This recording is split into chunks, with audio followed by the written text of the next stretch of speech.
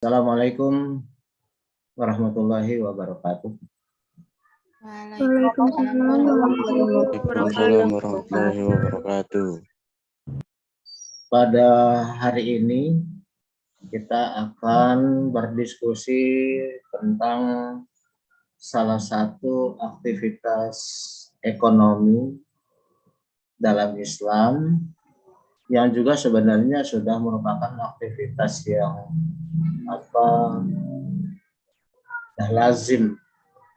sudah lazim ada di sekeliling kita dan bahkan mungkin juga sering kita lakukan kegiatan ekonomi ini, yaitu ijarah. Ijarah itu secara sederhana bisa dikatakan sebagai sewa menyewa. Sewa menyewa apa? Dalam hal ini yang disewakan adalah jasa. Jasa dari suatu benda ataupun jasa kita sendiri. Artinya kita memiliki suatu skill, memiliki kemampuan untuk melakukan sesuatu, dan atas penyewaan tersebut kita akan mendapatkan imbalan, akan mendapatkan bayaran. Secara definisi, al-ijarah itu berasal dari kata yang artinya adalah ganti atau upah, atau itsabah, memberi upah. Bisa juga diartikan bahwa ijarah itu artinya adalah menjual manfaat. Manfaat dari benda yang kita sewa, manfaatnya kita ambil. Misalnya kita sewa mobil, manfaat dari mobil sebagai suatu kendaraan kita ambil. Ya. Juga manfaat dari jasa yang kita lakukan. Misalnya kita pinter ketik, lalu kemudian kita diminta oleh orang lain untuk mengerjakan pengetikan. Setelah itu kita akan mendapatkan upah atas jasa kita. Jadi dengan demikian jelas bahwa secara lughawi yang namanya ijarah itu bisa berarti upah dan bisa juga berarti sewa. Antara sewa dan upah memang ada perbedaan makna.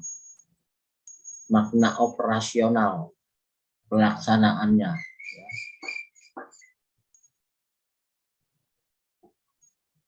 Yang namanya sewa itu biasanya digunakan untuk suatu benda.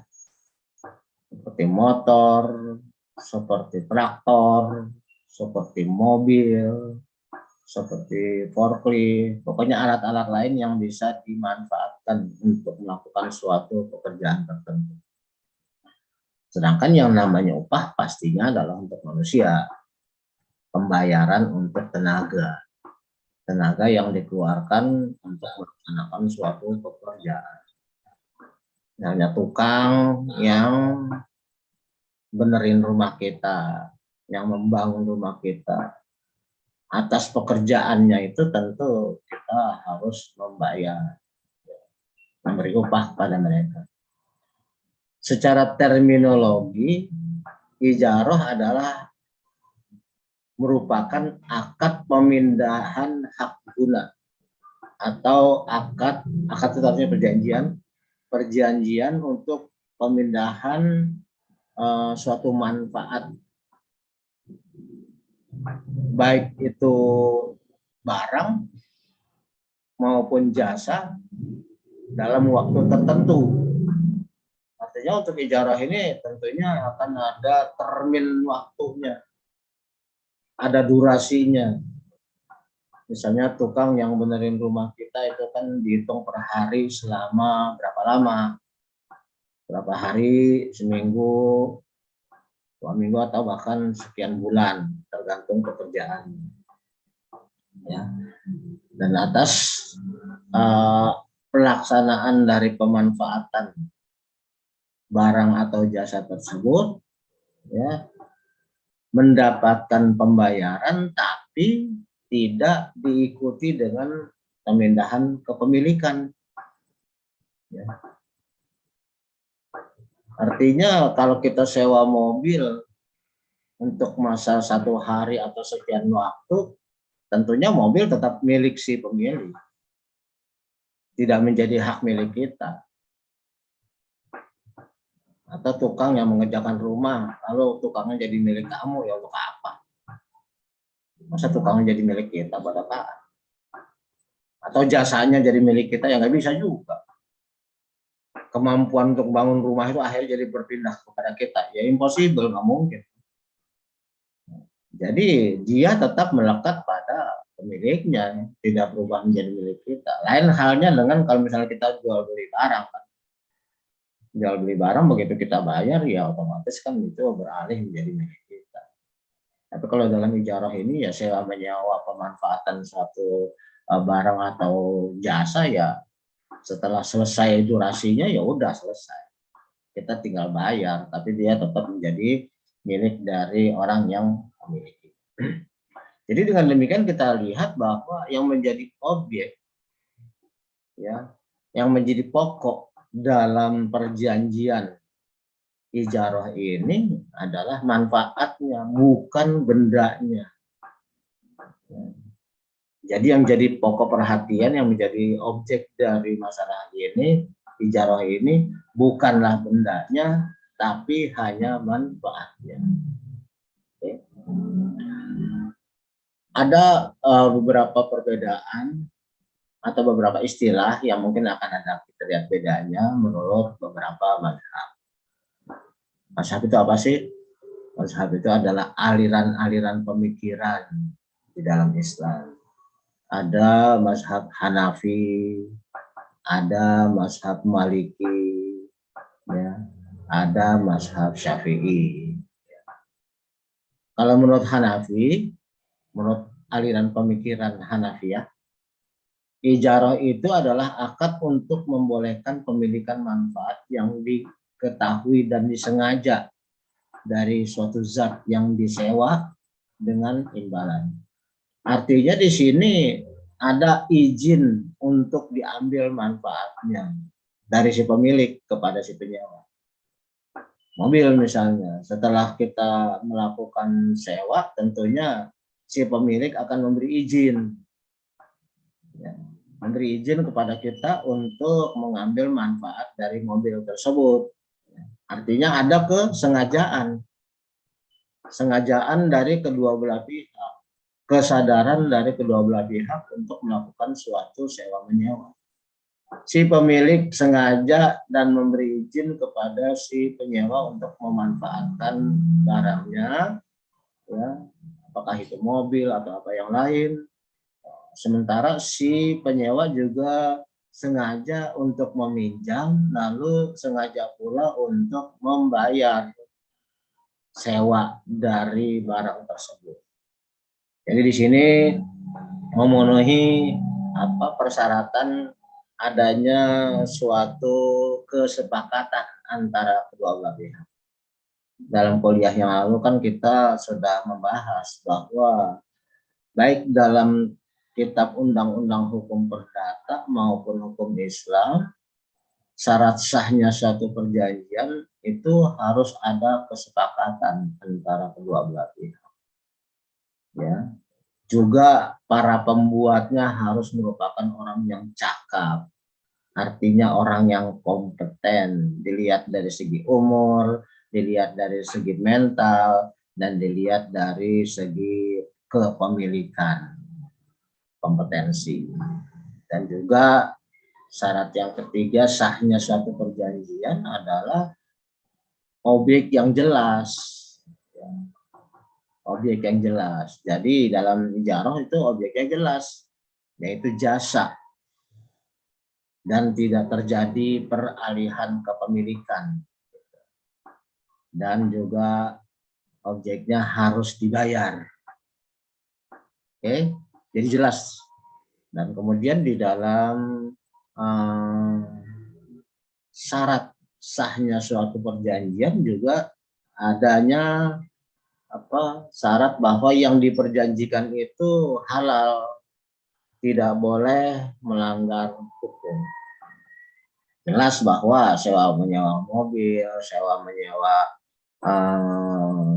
tenaga itu adalah sesuatu yang halal. Kecuali hal yang tertentu ya, misalnya sewa PSK itu tentu melanggar hukum, baik hukum KUHP maupun KUH Perdata maupun hukum Islam. Itu nggak boleh sewa PSK. Oke, terus kemudian menurut Malikiyah, ijarah itu adalah akad untuk kemanfaatan yang bersifat manusiawi dan untuk sebagian yang dapat dipindahkan. Artinya manfaatnya bisa dipindahkan. Kalau manfaatnya nggak bisa dipindahkan juga ya bukan sewa menyewa. Misalnya apa manfaat yang tidak bisa dipindahkan? Ya katakanlah saya punya alat lukis.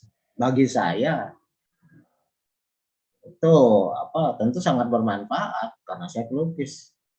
Tapi bagi kamu yang bukan pelukis ya apa manfaatnya lah itu enggak ada.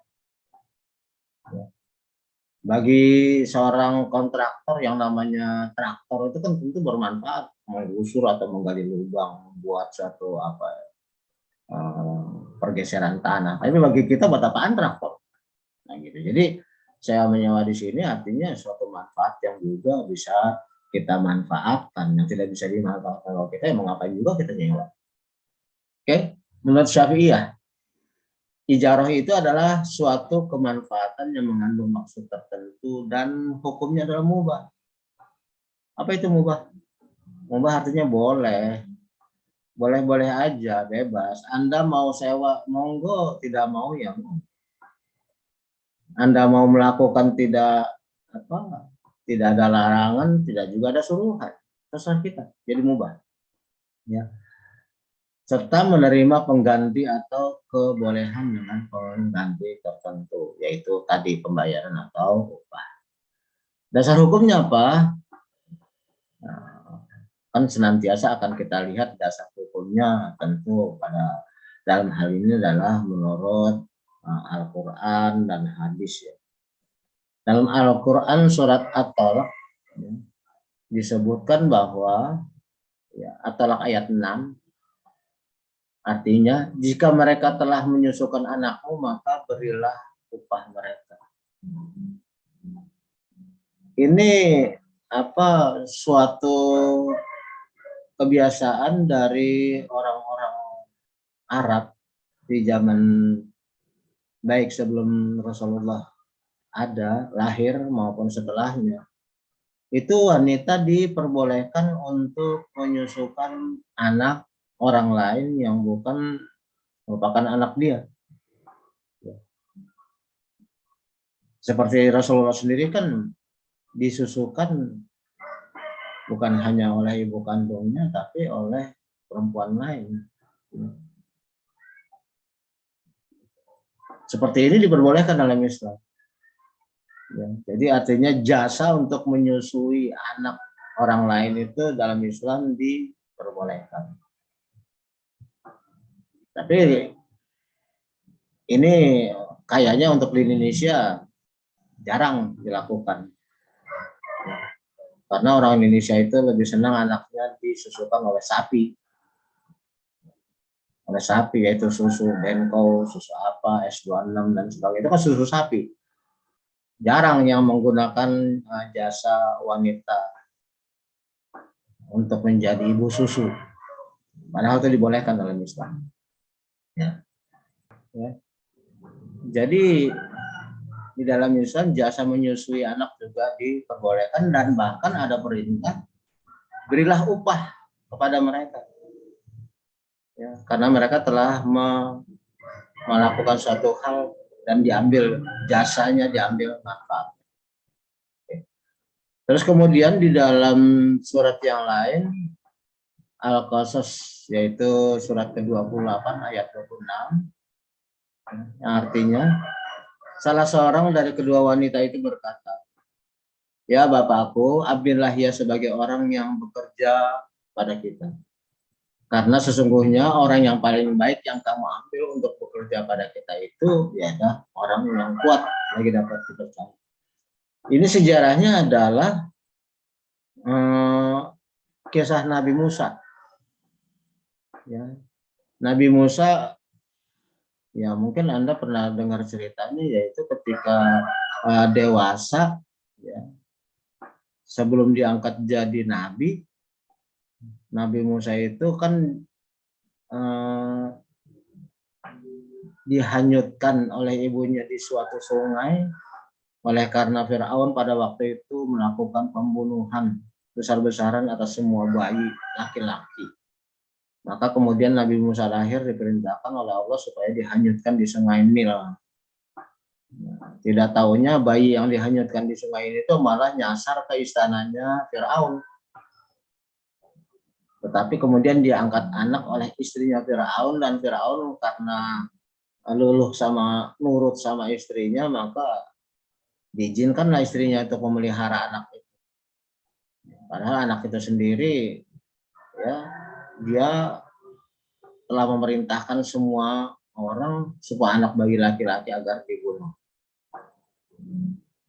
Nabi Musa pada waktu itu kemudian setelah dewasa, pada suatu waktu dia lagi berjalan-jalan di suatu tempat, melihat ada orang yang berkelahi. Ternyata orang yang berkelahi itu adalah bangsa Yahudi, yaitu bangsanya Nabi Musa. Satu lagi adalah bangsa Arab, bangsanya Firaun. Ya. Kemudian Nabi Musa menolong yang orang Yahudi itu, karena orang Yahudi pada waktu Firaun itu dijadikan budak, dijajah oleh bangsa Arab. Yang lagi berantem ini ternyata adalah bangsa Arab dengan bangsa Yahudi. Kemudian Nabi Musa melerai. Tapi kemudian ternyata si bangsa Arab ini mungkin melakukan suatu perbuatan atau mengucapkan sesuatu perkataan yang menyinggung Nabi Musa, sehingga kemudian dipukul. Ya, orang Arab ini dipukul oleh Nabi Musa dan mati. Mungkin Nabi Musa ini kekuatannya lebih dari Tyson, sekali pukul orang langsung mati. Nabi Musa ketakutan karena yang mati itu adalah orang Arab, yaitu tentu bangsanya Firaun, otomatis nanti dia dicari untuk dibunuh. Maka kemudian Nabi Musa melarikan diri. Ya, melarikan diri kemudian sampai pada suatu tempat, ya, di mana beliau melihat ada dua orang wanita sedang ngantri di sumur untuk memberikan minum kepada hewan ternak yang mereka bawa, kambing-kambing. Tapi mereka nggak kebagian tempat terus, karena zaman dulu kan yang namanya sumber air itu berupa sumur dan orang-orang ngambil air di situ, nggak kayak sekarang kita tinggal buka keran. Kalau sana kan sumur dan selebihnya ya padang pasir, jadi susah mendapatkan air. Nah, perempuan ini dua-duanya nggak dapat giliran terus karena kalah sama yang laki-laki, rombongan-rombongan lain. Sampai akhirnya kemudian Nabi Musa menolong untuk mengambilkan air, ya, sehingga akhirnya ternak-ternak dari si perempuan tadi bisa diberi minum. Nah, atas jasa itulah kemudian si perempuan mengajak Nabi Musa untuk menemui ayah mereka, lalu kemudian disampaikanlah yang tadi saya bacakan tadi, ayat Quran, bahwa si wanita tadi menyarankan kepada ayahnya untuk si laki-laki atau Nabi Musa itu dipekerjakan karena dia kuat dan bisa dipercaya. Nah, ini jadi dasar hukum bagi ijarah, artinya orang yang memiliki kelebihan, baik itu kuat maupun pinter atau terampil, itu bisa dipekerjakan, dia ambil manfaat dari jasanya untuk melakukan suatu pekerjaan dan dia nanti akan mendapatkan upah. Jadi gitu ya. Jadi itu kisah di Al-Qasas ayat 26. Demikian juga kita melihat pada hadis Nabi yang menyebutkan bahwa berilah upah kepada orang yang kamu pekerjakan sebelum kering keringat mereka. Artinya Rasulullah sudah memerintahkan kepada kita kalau kita mempekerjakan orang, hendaknya mensegerakan bayar upahnya. Jadi jangan ditunda-tunda. Karena kan atas jasa dia tersebut melakukan suatu pekerjaan, pastinya dia mengharapkan upah yang dia pakai untuk menafkahi keluarganya maupun dirinya sendiri. Maka Nabi memerintahkan jangan ditunda-tunda, segera bayar upahnya. Oke.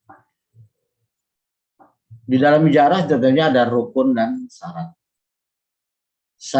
Rukun dari ijarah yang pertama dia adalah adanya mu'jir dan mustajir, yaitu pihak-pihak yang melakukan sewa menyewa jasa tadi. Mu'jir adalah orang yang memberikan upah atau orang yang menyewakan sesuatu, pemilik barang lah, yang kemudian nanti dia membayar, dan atau kalau dia seorang bos gitu, dia mempekerjakan orang lain dan memberi gaji. Sedangkan mustajir adalah orang yang menerima upah atau orang yang memberikan manfaat, ya. Memberikan manfaat kepada orang lain dan dia menerima upah tersebut. Maka sama seperti dalam kitab Undang-Undang Hukum Perdata, syaratnya mu'jir dan mustajir adalah orang yang baligh, berakal, cakap, mampu melakukan pengendalian harta, ya. Karena apa? Jelas bahwa kedua belah pihak itu kedua belah ini lagi ngajar. Ya, jadi jelas bahwa kedua belah pihak itu adalah orang-orang yang memang memiliki kemampuan untuk melakukan satu hal. Sama, ya. Ada syarat kecakapan, ada syarat umur dan sebagainya. Dan yang berikutnya juga bahwa rukun dari ijarah ini adalah adanya sighat atau ijab qabul. Ijab qabul artinya kan serah terima, ya. Saya mempekerjakan kamu untuk pekerjaan ini, lalu yang orang tersebut mengatakan, ya saya menerima pekerjaan itu dan akan saya laksanakan. Gitu ya. Syarat yang ketiga atau rukun yang ketiga dari ijarah ini adalah adanya ujrah. Ujrah itu adalah upahnya atau harga sewanya, ya. Di mana tentunya kedua belah pihak harus menyepakati besarnya. Saya sewa mobil ini dari kamu menetapkan sewanya per hari sekian, ya. Maka saya setuju untuk membayar sewa tersebut untuk per hari sekian. Nanti kedua belah pihak itu tahu berapa besar uang yang akan diserahkan atas dasar penyewaan tersebut. Itu namanya ujrah, ya. Harus diketahui jumlahnya oleh kedua belah pihak. Jadi tidak gampang gitu. Nah, ini yang menyulitkan orang. Ini berapa nih ini jasanya? Gampang lah. Begitu dikasih ngomel. Ya, wah kok dikit amat. Nah, tadi bilang gampang-gampang, yang begini yang bikin susah orang nih kan. Ya, seharusnya ya terbuka aja. Ya. Ini berapa nih bikin ginian nih upahnya? Gampang lah, sama temen. Ya, yang tuh mentang-mentang temen dia kasih semaunya sendiri. Tapi ngomel, seharusnya kan kalau gampang-gampang ya berapa aja diterima dong. Jadi memang harus kedua belah pihak itu mengetahui jumlah dari besaran pembayaran. Oke, terus kemudian rukun yang keempat adalah ada barang yang disewakan, itu sudah pasti. Ya, ada upah, ada orang yang melakukan sewa menyewa, dan ada barang yang disewakan, ya, yaitu sesuatu yang nantinya akan dilakukan. Ada objeknya lah, ada objek dari akadnya. Oke, macam-macam ijarah, ya. Dilihat dari perspektif objeknya atau dalam kontrak sewa, ijarah terbagi tiga. Ya. Pertama adalah ijarah ain, yaitu menyewakan manfaat dari barang atau aset. Menyewakan kos untuk dimanfaatkan oleh mahasiswa, nah, itu termasuk juga pada ijarah. Satu kamar ya diserahkan kemanfaatannya oleh mahasiswa untuk ditinggali selama, ya tentu tergantung kepada perjanjiannya, sewanya ini berapa lama, apakah sewanya itu per bulan atau per tahun atau per minggu, ya kembali kepada kesepakatan keduanya. Ya, jadi bisa barang, bisa manfaat dari suatu rumah juga bisa. Atau kita pergi ke puncak, ya kan, sewa villa, itu masuk pada ijarah. Karena untuk 1 hari sekian, ya. Lalu kemudian setelah selesai tentu kita meninggalkan tempat itu dan kita bayar sewa. Itu ijarah ain. Yang kedua adalah ijarah amal. Ijarah amal adalah menyewakan manfaat kerja dan skill yang secara pribadi dimiliki orang. Itu tadi para tukang yang melakukan suatu pekerjaan, para montir yang melakukan perbaikan motor, ya, atau para ojek yang mengantarkan kita ke suatu tempat, para sopir taksi yang mengantarkan kita ke satu tempat, atau tukang pijat yang kita manfaatkan untuk meluruskan pegel-pegel, atau tukang cukur yang membuat rambut kita jadi rapi. Nah, itu masuk ke dalam ijarah amal. Ijarah menyewakan manfaat kerja dan skill yang dimiliki oleh seseorang. Ijarah amal. Yang ketiga ijarah mausufah, ya, atau ijarah al-zimah. Ijarah ini adalah akad sewa menyewa dalam bentuk tanggungan. Misalnya menyewakan mobil dengan ciri tertentu untuk kepentingan tertentu pula. Misalnya dalam zaman modern ini, Tuan A menyewakan rumahnya di lokasi tertentu dengan ukuran tertentu kepada B. Tapi rumah tersebut akan siap dalam tempo 2 bulan lagi. Artinya objeknya sendiri masih akan dimanfaatkan berikutnya karena sedang dalam proses. Namun B telah lebih awal menyewanya untuk tempo 3 tahun. Jadi untuk disewa 3 tahun, tapi itu rumahnya sendiri sedang dalam proses. Ya.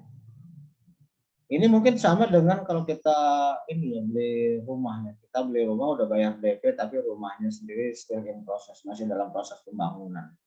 Masih akan selesai sekian waktu ke depan gitu. Jadi pada waktu apa kan kalau kita pakai BTN gitu ya, kredit rumah itu kan selama belum cicilannya selesai itu kan masih sewa sih, Pak.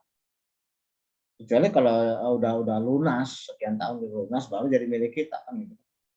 Jadi kita udah nggak bayar DP, rumah dibangunkan, dibuatkan, lalu kita tempati untuk sekian tahun ke depan, selama kita masih nyicil, itu kan bukan rumah kita, rumah sewa. Baru kemudian setelah selesai, ya dia akan beralih menjadi milik kita. Nah, ini termasuk dalam ijarah masufah fi al-zimmah. Ya. Oke, kemudian yang berikutnya berarti yang kalau kita lihat ya, ijarah itu antara mustajir dan muajir. Pertama ada akadnya, kedua ada pembayarannya, ketiga ada pengalihan hak guna, bukan pengalihan kepemilikan, hanya pengalihan hak guna, ya.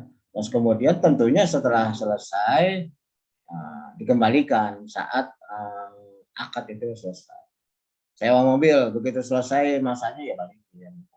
Sewa kos tentunya begitu selesai ya kita serahkan lagi kepada pemiliknya. Jadi tidak terjadi peralihan kepemilikan. Oke.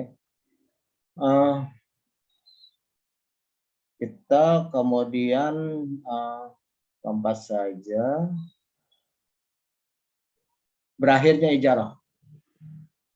Ijarah itu tentu seperti apa yang saya sebutkan tadi, ada durasinya, tidak selama. Tapi bisa juga ijarah itu batal di tengah jalan.